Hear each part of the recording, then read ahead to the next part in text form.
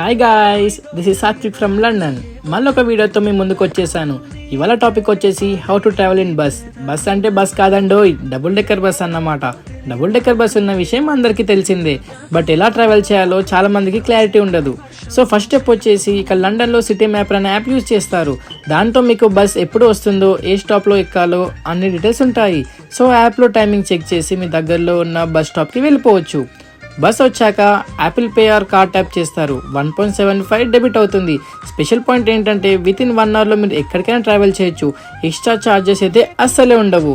బస్లో ప్రతి సీట్కి stop button ఉంటుంది. ఆ స్టాప్ బటన్ ప్రెస్ చేయగానే నెక్స్ట్ స్టాప్లో బస్ స్టాప్ చేస్తారు. అలాగే మన నెక్స్ట్ స్టాప్ ఏంటో కూడా డిస్ప్లేలో స్క్రోల్ అవుతుంది. మన జర్నీ కూడా చాలా ఈజీ అయిపోతుంది. అలా సింపుల్గా ఫాస్ట్గా లండన్లో డబుల్ డెక్కర్ బస్లో ట్రావెల్ చేయొచ్చు. మరెన్నెన్నో ముచ్చట్ల కోసం లైక్, షేర్ చేసి ఫాలో చేయడం మాత్రం అస్సలే మర్చిపోకండి.